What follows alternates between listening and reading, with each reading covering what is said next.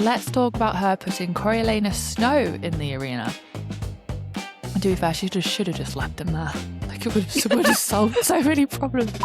She's crazy in a whole other scarier way. He puts children in a murder pen once a year. That means her entire life is dedicated to torturing animals. 2 raging book nerds, 14 years of friendship, and 1 burning question. If Katniss Everdeen posted on Reddit, would she be the arsehole? Welcome to Once Upon a Red Flag.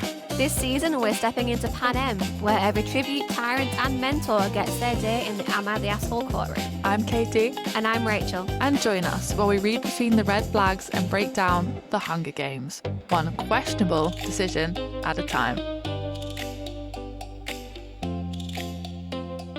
Welcome back to Once Upon a Red Flag, episode 19, part 2. Part 2. Yeah, there we go. I was like, I think I'm correct, but I'm not 100% sure. And if this is your first time here, hi, hello, welcome, bonjour. This is our absolute nightmare of a podcast about our brains and the Hunger Games, so you are welcome here.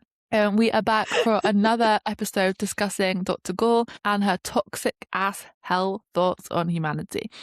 Last time we spoke a lot about Dr. Gaul as a person and some of the less damaging things she does, but they are only slightly less damaging than the stuff we're about to talk about today. The woman herself is just a walking red flag, and I only say less damaging because I think we are talking more about animal cruelty and not human murder. I think. Did she kill anyone in the last episode? She almost killed Clemencia. Almost. And we did talk about how Cirque got killed by her snake mutts. So, technically she does kill the tributes over and over and over again. But I don't think she would see it that way. This woman's brain is just scary. It's a scary place to be. A very scary place. She really thinks that all human beings are inherently violent and they're only out to kill. I mean, there are definitely some cases in which she's not far off the mark. But she calls herself a scientist, and then she completely disregards tons of research and evidence around how our brains actually respond with things like acts of kindness. She must lead a very, very sad little life. Yeah. To be honest. Do we think she actually has anything to be joyful about apart from inflicting harm on animals and how violence fuels her own ego because she's proved right by it? Does she do anything pleasant in a day? I mean, I don't think she has she's not married or anything, is she? No, she has a family. She doesn't have kids. Not that that's the thing that brings you joy. I'm just saying I'm pretty certain she doesn't have any of those things. And I feel like all she does is spend time in her lab. And I understand being dedicated to work. I get it. But it's a bit much. If this is all she's doing. It's the part where if she spends all her time in the lab, that means her entire life is dedicated to torturing animals and not doing a school run, having a bit of mundanity, in your day. Just, life may not be about having a family and having kids and stuff, but just something to bring you out of work mode where you torture and kill people and design Hunger Games arenas. Maybe that might be good for your mental health, dear. Do you ever think about that, Dr. Gaul? Any friends? I don't think she has any friends, and that in itself is just sad. But I think the scariest thing about her is how much power this woman has. And I'm all women. I'm all up for women having power. Okay, I like women having power. That's not what I'm saying. But it's the fact that this woman has this much power. That's the problem. And we're going to start off today by talking about everything that goes on around Arachne's funeral. And up until we see her literally right beside the president at this funeral, it's easy kind of to dismiss her as a mad scientist who puts children in a murder pen once a year.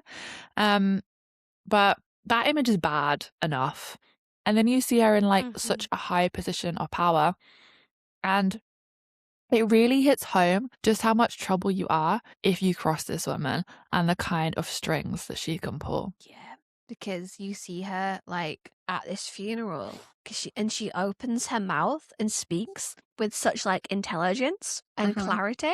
And then all these notions that Snow's had about her being the crazy snake lady who likes to torture animals, all those ideas just go up in smoke. Because she is so much more than that. It's very easy to dismiss the woman who goes, hippity hoppity, how was the zoo?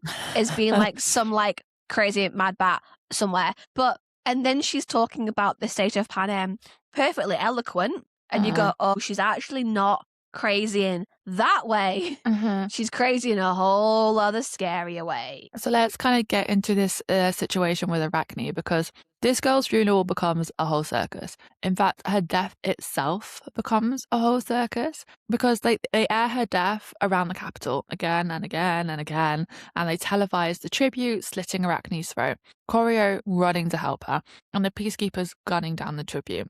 What they don't, however, televise is that little section before Arachne's throat is slit out about, how Arachne was the one taunting the starving tribute with the food through the bars of the cage at the zoo. Because that would make them look bad. And now, I don't think Arachne's actions deserve death, even though she was being horrible and spiteful and honestly an asshole. Death is a pretty extreme punishment for dangling a sandwich in front of a hungry teenager, but it is important that this bit is cut out of the footage that the capital airs. If Arachne was just like walking past a fence, or even if she was handing her tribute the sandwich, that probably would have been televised, showing how innocent capital children are and how they're being killed by these lower barbaric district scum kids. I guess kind of propaganda. But since that didn't happen, they had to cut that part of her practically like goading this kid to lash out, because it would lessen the narrative that they want to spin. Yeah, and they probably also cut the bit where the peacekeepers' bullets were like hitting people in the audience around the zoo. Because once Arachne's on the floor, everyone with a gun starts shooting at this tribute. And clearly, like, no risk assessments have been done. No one's thinking about where they are or who else is in the line of fire. Stray bullets are grazing like tons of capital citizens. There's multiple injuries besides Arachne. And even these peacekeepers are determined to kill this enemy. But the enemy's already locked in a cage. Yeah. This kid is not going anywhere. Like, you do not need to take her out before she harms anyone else. She ain't going to escape. She's not going anywhere. There was no need to react so violently and immediately. So they probably actually, like, in this propaganda footage where they're streaming her death over and over again, they're probably only showing the one shot that actually killed her, and then conveniently cutting out the weakness displayed by the capital peacekeepers.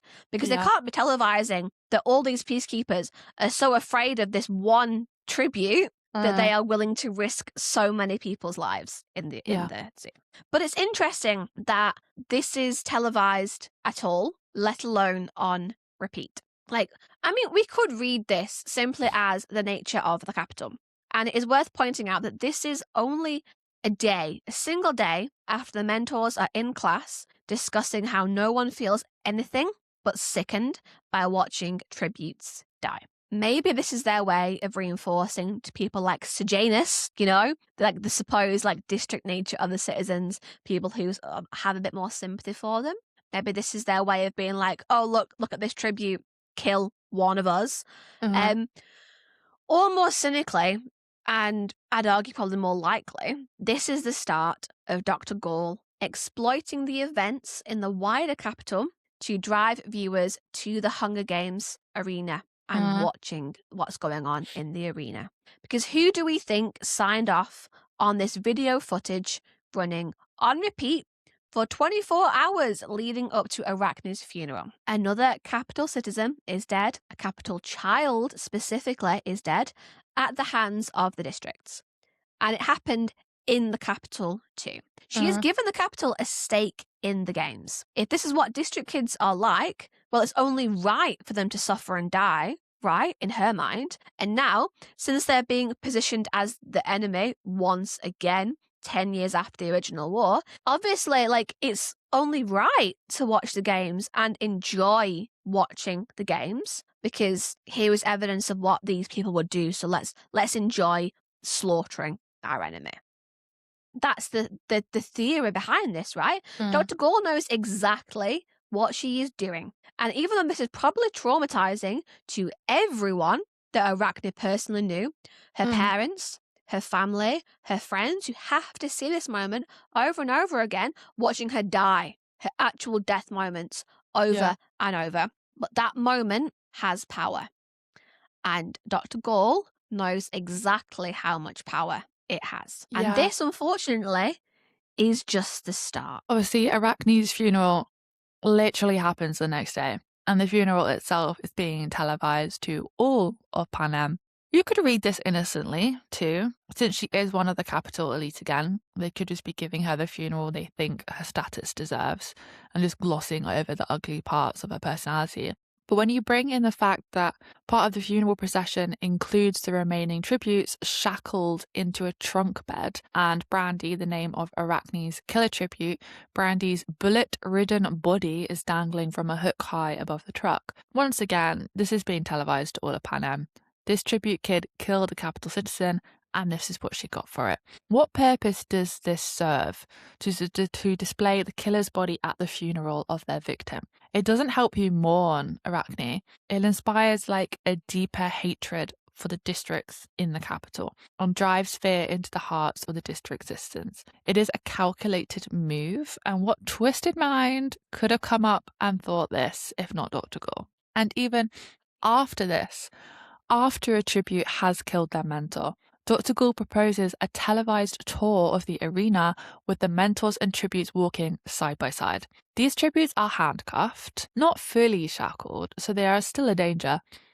Dr. Gaul says that if they separated the kids, tributes being removed from the mentors so there was less danger, that would suggest weakness, because it would look as if the capital was too scared to be in the presence of its enemy. Corio even wonders if Dr. Gaul is hoping for another act of violence, though she can punish another tribute live on camera. It's just terrible. It's just terrible. Mm-hmm. Yeah, Corio really seems to understand Dr. Gaul's mind. Mm-hmm. But like, too bad this time, Corio, because I don't think he was thinking big enough. And I have had a cheeky little Google. And I know that this theory that I came up with reading this book, it's a widespread one. More people think this than me, which is good because I feel like justified in my theory. So some people do think Dr. Gaul could do this. Some people think Dr. Gaul isn't reckless enough to have done this. But I wholeheartedly believe that Dr. Gaul is the one who planted the arena bombs that these kids and these mentors and tributes get caught up in. Firstly, how bloody boring, genuinely, would it be to watch a bunch of teenagers tour a ruin that you have seen on TV a million times? You are televising mentors and tributes walking around a bombed out arena. Who's going to watch that? Genuinely, like, it's hardly exciting. It's not worth the resources for televising.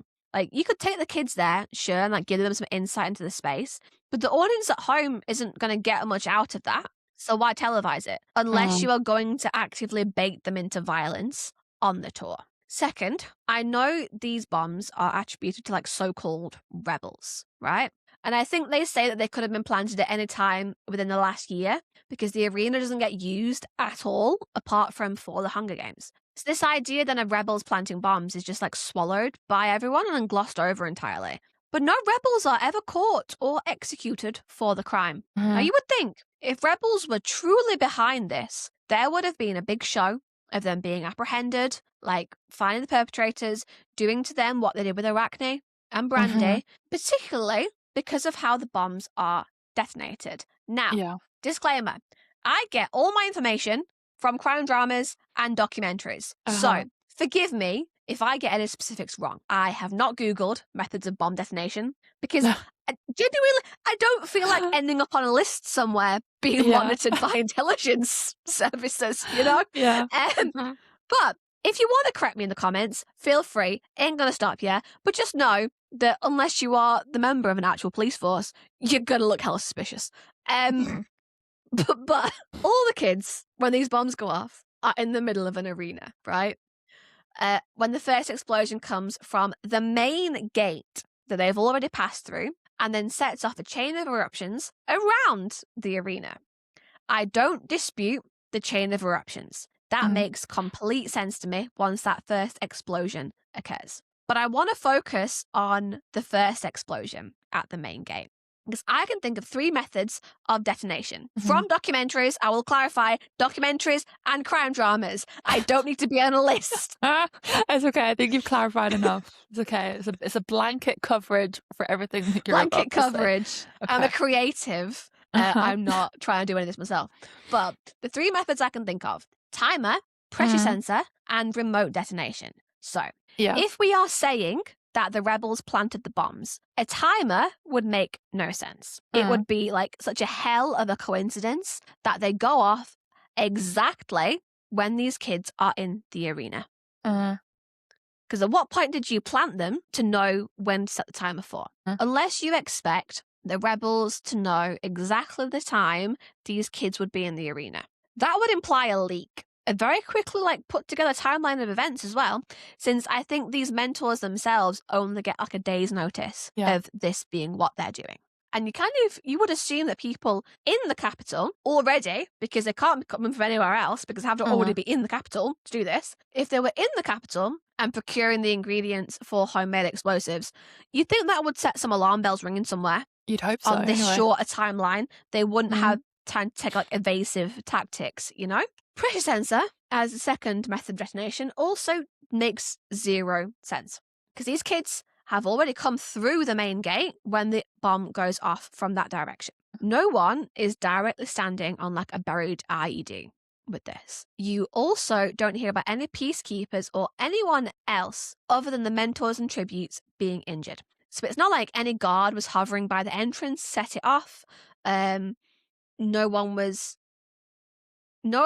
hovering around that area that could have caused it. And then remote detonation would imply someone in the vicinity acting suspiciously, right? Or at least someone running away from the scene after the fact. Because I don't know all the high-tech stuff that we have right now in the world that is used by militaries and things. But we're talking here about a supposed underground rebel operation with limited resources. They couldn't have done much, too much high-tech stuff with radio waves, signals. I don't know how that stuff works. But once again, we don't know the specifics of the improvised explosives. And not about to fact check myself. But it doesn't seem plausible. It doesn't. Do you know what does seem plausible? Dr. Gaul realizing that she can spice up the games and get more people interested because some fictional district rebels have caused some more death and destruction in the capital. She played into the outrage of Arachne's death and probably took insights from that, put them towards manufacturing the same outrage again. She has started, in my mind, a propaganda machine. When you first told me about this theory, it wasn't one I had come across, and I didn't really have an answer for which side I kind of fell on with this theory. I could swing either way. There's a joke there somewhere. Lean towards it being rebels or Dr. Gaul. But Dr. Gaul actually makes a lot of sense, which is terrible, but also I don't know why I'm surprised. It's terrible. Yeah. Snow says when he is talking with Tigris about what is going on outside his hospital room, that the event had kind of made the capital on edge. The news reports that they know so little about supposed rebel faction who did this, because the arena is empty and ignored for a year each time, like you said. It could have been that they planted the bombs 6 days ago or 6 months ago. They don't know how the bombs were detonated, whether it was people who escaped from 13 and have been surviving somehow under the radar, or from one of the 12 districts involved in the games, or even a group that has been hiding out in the capital for years. And to admit that no one knows anything, doesn't that make the capital look weak? It's a 1-up for the rebels in that case. 6 tributes are dead, several wounded, and 1, Marcus, has escaped and is on the run. 3 mentors are dead, and 3 more are hospitalized. That's a lot of death and destruction going on to say that you don't have any intelligence about the situation at all. If it was truly rebels, even if you didn't know anything, you'd be telling the capital that you had it under control and that the perpetrators had been apprehended and that were being held by the capital for interrogation. If it was truly rebels, you wouldn't be admitting weakness, you don't know who they are, where they came from, how they did it, or if they would attack something else next. And come to think of it, they don't seem to increase security measures anywhere important, like the academy or Dr. Gaul's lab. The zoo is heavily guarded, but that isn't to stop rebels from attacking the tributes. That is to stop the tributes from killing any members of the capital. But if there truly is no rebel threat, it makes sense to let the capital think there is one, to increase the desire to watch the games, participate, engage, be angry, I guess. Betting on which kid will win and which will die is no longer a deep moral issue if these kids would do the same to you, which I guess they've kind of proved they would. And she has, in the same move, getting his, active threat now. In the same move, she's broadened the scope of the arena. They are no longer directly locked into the pit of the amphitheatre with only access to the stands and nothing else. It has now opened up a maze of tunnels and hiding spaces under the stands, running around the entire building out of sight of the cameras. You have given these tributes now hidey holes and increased excitement for the viewer. Now you are waiting for your chosen tribute to appear on screen, wondering if they're still in the running, if they're dead in the tunnels somehow. You have added an element of excitement back in that was never there to begin with. You've made the games last longer than a few hours because now they can run away and escape, but they couldn't before because they were locked in such close quarters. They can do things like go on the offensive sneakily by sneaking up on each other rather than being limited to head-on attacks and all-out violence that ends too quickly for these guys. The risk of killing a few kids was kind of worth it to her for the benefits of not only getting people angry enough at the districts again to watch the slaughter, to make these games bigger, to keep this delicate balance, but also she's made the games more entertaining with more possibilities than ever before. And she doesn't stop there. Yeah. Unfortunately. She should. Really, she should. But she doesn't. Rachel, she should have stopped a long time ago. I don't think it matters. That ship has sailed. Because Snow says at one point that the Hunger Games has this twisted brilliance because the districts are pitted against each other. And yes, the capital does round them up and put the kids in the situation and makes them fight. But the capital doesn't actively engage in the violence itself. Dr. Gaul changes that. Whether you believe the arena theory or not, whether you believe that she was behind that, whether it truly was rebels who they just try and sweep under the rug and forget exist. Whether you believe that or not, she changes that rule of the capital not getting involved when she hangs a live Marcus above the arena. Yeah. Kid is alive when he's been caught dangling. And she has now proven, she has proven that she is willing to get her hands dirty with these kids. And it isn't just the district kids that Dr. Gaul is willing to get her hands dirty with once again. Regardless of what you think about the arena theory, let's talk about her putting Coriolanus Snow in the arena. And to be fair, she should have just left him there. It would have solved so many problems. Because what the actual hell was she thinking when she put Snow, a minor, a child, into the Hunger Games arena to get Sejanus out? I understand the bigger picture here in it that she sends 24 district kids into her arena every year to fight to the death. But the rules are very clear that it is district kids who go into the arenas to fight. Sejanus made his own way there, and that is on him. But Dr. Gaul directly sends Corio into that arena after him. Does this not kind of defeat the purpose of the games if you start putting capital kids in there as well? And it's not even a last minute decision. He's not the only one available or qualified. He is a child in his home across the city when she calls him up and blackmails him. She literally says to him, he needs to be outside the arena in the next 20 minutes or else she will use her position of power to make sure he does not get the Academy's prize of a full university scholarship. He can basically kiss everything he has worked for goodbye if he doesn't do what she says. So he goes. When he is standing in front of her outside the arena, she tells him he has to go in and coax Sejanus out. And she says this in front of Sejanus' mother, who obviously, as a sane person, thinks this is a ludicrous idea and that they shouldn't be putting someone else in danger and that she should go in and do it instead. And honestly, the fact that Dr. Gaul says in front of Mrs. Plinth is actually insane. Yeah, she's not subtle. Is she? Dr. Gaul is honestly stark raving mad. Uh-huh. Corio has no choice but to go into Serena, really. Like, even if he was willing to lose his prize to protect his life, I do think Dr. Gaul would have found another way to make him go in. And how does she prepare him to risk his life? Honestly, like, what resources and protections is this dude given? Nothing. Practically nothing. He gets a vest that protects his vital organs, like a bulletproof, stab-proof vest kind of thing. And that doesn't protect his head or, the major arteries in his limbs.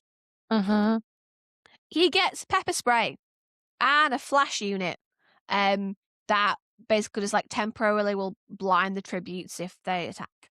Doesn't get any actual weapons. He actually says, like, he asks about getting something that would actually help him in there, knife, something. A tribute think twice about attacking. Dr. Gaul says, this seems safer to not give him anything, to just give him pepper spray and a flash unit, because he's untrained and that he isn't going in to do any damage. He's meant to be in as quickly, like in and out as quickly and as quietly as possible. Now, I can understand if you're saying these kids are dangerous and you are untrained and I don't want to risk you being disarmed and then effectively like them having weapons. That would work if they didn't already have weapons. I know. As if that wasn't the entire freaking purpose of the arena. Would giving Corio a small knife, just even like a Swiss Army knife, something, like, would that really be such a big difference in the arena, in the grand scheme of things, when these kids have whole ass spears? Genuinely. The peacekeepers obviously like lead him in and they talk him through the extraction process, how they're going to get Corio and Sejanus out, because since the arena bombing, all the classic entrances in and out are blocked. So it's not as easy as kind of holding open a door and letting them run through and then locking it up again so the tributes can't get out. It requires actual planning and lifting of fencing and timing things right. And these peacekeepers are talking about doing all this when Corio is coming out with Sejanus. So obviously Corio asks what he's supposed to do if Sejanus won't come with him. And Gaul has not given anyone any instructions of what to do if Corius fails to bring Sejanus out. If Sejanus isn't going to come out with him, it looks as if Corio has to stay in the arena until Sejanus changes his mind. What the hell? Sejanus has made his way into a dangerous arena, so anything that happens to Sejanus is on Sejanus. That's his fault, because he knew the risk. But also, the fact that he went into this arena while knowing the risk pretty much shows you like the mindset he has going in. He is either stupid or he knows he's risking his life and is perfectly okay with that at the bare minimum. On the other end of the scale, Sejanus is probably likely suicidal, and now you are willing to let Corio's survival depend on exactly how suicidal Sejanus is? Like, this is a pretty big risk. But don't worry, the peacekeepers have guns, and when Corio does get Sejanus out, because he has no choice but to do that, when they do come out, the peacekeepers can provide some cover so they are safe if any tributes try to follow them out. Apparently. Yeah, except the peacekeepers don't provide any cover, do they? Yep. The peacekeepers do nothing. And Corio and Sejanus are entirely on their own against 3 tributes wielding weapons when they have practically nothing to defend themselves with. To the point where when the 2 boys do get out of the arena, the tributes are just still jabbing weapons through the bars at them, and all the peacekeepers do is just bang on the metal barriers with their batons and try and drive them away like you would with like a wild animal when you try and make noise. Like no guns are fired. There's no back, get back or I'll shoot. None of that. They don't even get pepper sprayed. Nothing. And Snow pretty much gets told that Dr. Gaul ordered the peacekeepers to not touch the tributes at all. So no help would have come to either himself or Sejanus, even if they did actually need it. Yeah, and I love how Dr. Gaul defends her actions here. Defends might not actually be the right word, maybe the way she explains her actions, though it also isn't much of an explanation either. She asks Snow what he thinks of the tributes with their chains removed, now that they've actually tried to kill him. I guess in Dr. Gaul's mind, like you unleash the tributes in the arena and they become their true selves. And this idea is obviously like super flawed, but she doesn't see it like that. She just thinks that if they had killed Snow, it wouldn't benefit them like in any way. The competition is the kill of each other tributes, not anyone else inside the arena, and therefore they really must be savage beasts. And Snow responds by saying that he underestimated how much the districts hate the capital and that if they want him dead, he wants them dead.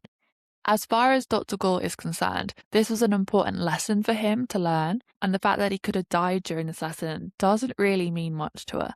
I think she just sees it as like the way to learn a hard lesson. It's important that he really faces the potential of his own death, to really learn the depths of his hatred for the districts and why that hatred is necessary. As far as she is concerned, this is humanity at its rawest form, and that is what she is trying to prevent with her controlled barbarism, with the games, the mutts and the peacekeepers and the capital law. She pays no mind to the fact that these people are forced into war and violence because of how they are treated and their conditions, and the fact that they have been put into an arena where it is literally kill or be killed. And that is the position that she put Snow in, kill or be killed. She 1,000% wanted Snow and Sejanus to die if they couldn't defend themselves against the attacks, in that like twisted hope that Snow would fight back and show her what he was really made of. Like she was like edging on to kill someone and go dark Snow and reach his like true potential. It's like, you know, when you're trying to like swim when you were little and some people just like full on throw their babies into the deep end of the pool and just trust that they will figure it out on instinct, like human beings are meant to be able to, and not drown because we want to survive. It literally feels like that.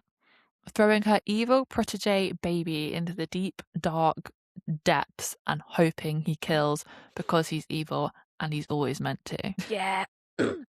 Not still words for that, really, is there? And Snow is obviously very angry about this. Obviously, rightfully so, you know? Yeah. And Dr. Gaul is just stood there calling it like a wonderful transformative experience for him. What? God.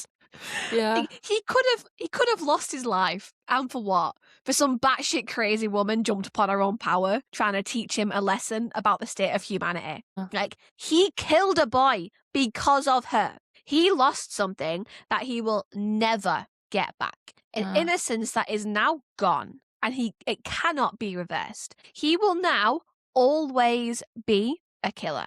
And we know he does lean very, very heavily into this. We can have debates about whose fault this is. His own, Sejanus's for going into the arena in the first place, or more likely, Dr. Gaul's for putting him in that position and refusing to provide him cover. She made him kill because no one else was going to get Bobbin to stop attacking. And the only reason the peacekeepers didn't provide that cover is because of her orders. Yeah. She wanted him to learn a lesson. And I think that is another one of her experiments, her tests, to see just how far Coriolanus Snow would go to save his own neck. And possibly even just how persuasive he could be to someone who had values so different from his own. I think getting Sejanus out was another test of hers. And Corio obviously may have passed these tests as far as Dr. Gaul is concerned, but he went through hell, unprepared to do it, and all she says is that a few stitches in his arm is a cheap price to pay for such an invaluable lesson. And he does try to hit back at her for this lesson on the state of humanity. He says, "So if I'm a vicious animal, then who are you? You're the teacher who sent her student to beat another boy to death. And this may be the one and only time I call Coriolanus Snow naive, because Dr. Gaul honestly doesn't care what Snow thinks of him or what he is accusing him of. And what he is accusing her of is the least of her crimes. So sorry, Snow, but that doesn't really do much damage as you wanted it to. It may have felt good for you to say, but it didn't really accomplish anything." No. I mean, I give him props for trying, you know, Yeah. but did not hit the mark, that comment, did it? And No. then to add insult to injury, Dr. Gaul and Casca Highbottom just go back to business as usual in the AV van, debating sound levels, and peacekeepers are just standing around waiting for someone to give them a task. Everyone is just ignoring Sejanus and Choreo. It's kind of like business as usual again. Casual Tuesday afternoon again, as if nothing ever happened to these boys. When an ambulance arrives for them, they just get loaded in and no one bothers about them or asks how they got injured in the first place. No questions asked at all. Dr. Gaul can do whatever she damn well pleases, pretty much. She has absolute power in the capital, and unfortunately, that includes absolute power over their lives. This is such a scary thought. Like one person having absolute power. I'd love to see kind of the inner workings of the Panem government, because I'm not entirely sure if they know what democracy means. And definitely not in Panem 64 years later when we are seeing Katniss in the arena. And Snow is like poisoning people left and right, blackmailing them and killing game makers who disappoint him. It makes you wonder exactly when that started. Yeah. It really wouldn't surprise me if that could be directly attributed to Dr. Gaul either, because I don't know, maybe like, I don't know, I'm a little too scared just to keep going down that line of thought right now, let's be honest, because she does some weird, toxic, unjustified stuff at this point in time, and we obviously know where we end up 64 years later. And yeah, next time maybe I'll be going into talking a lot about Dr. Gaul's legacy and how much of what happened in the 74th like games that we saw the original series, the state that the Panem is at then, how much of that could potentially be Dr. Gaul and less about Choreo himself and Dr. Gaul setting off a chain of events and producing her own legacy. And that's quite a scary thought. Yeah. It's real bad. It's real bad that one person, one human, and it's the same in the real world, don't get me wrong, but one human can impact life for the next 75 years. Yeah. Well, on that note, it's a lot. That is all for today. Thanks so much for joining us for part 2 of the Dr. Gaul episode for Ballad of Songbirds and Snakes. And I know, Rachel, that the next episode is going to be part 3, and that's going to be the last part of the Dr. Gaul episode and our last Ballad of Songbirds and Snakes episode before we move on to Sunrise. And as always, please comment, please share your opinions, your thoughts, your theories. Tell us what you're enjoying about this or not enjoying about this. Like we said, like feedback is always appreciated. It is just us two doing this project together. Yeah. You do kind of like spend so long like in a project that it becomes so hard to like see a bigger picture outside of it again. Constructive criticism is always welcomed. If there's things that you want to see that we don't do, or things that you think we could do less of, even, I don't know, throw it all at us. Help us be better. Help us create a podcast that you guys want to see and want to listen to. Because sometimes you really cannot see the wood for the trees. Yes, like Dr. Gaul can't. Anyway, thanks so much, guys, and we'll see you next week. Have a lovely week. Read lots of books. Thanks for listening to our podcast, and don't forget to let us know your thoughts on all of our potential assholes. No matter what platform you're listening to us on, make sure you like, comment, subscribe, upvote, and all of that stuff. If you like what we do and want to find out more, all of our platforms are listed in the description or show notes. We're a 2-person team, so any support or feedback is always greatly received. Tune in next time to Once Upon a Red Flag. We should have stopped a long time ago. I don't think that ship has sailed. Snow says at one point that the Hunger Games has this twisted brilliance because the districts are pitted against each other. And yes, the capital does round them up and put the kids like in the situation and makes them fight. But the capital doesn't actively engage in the violence itself.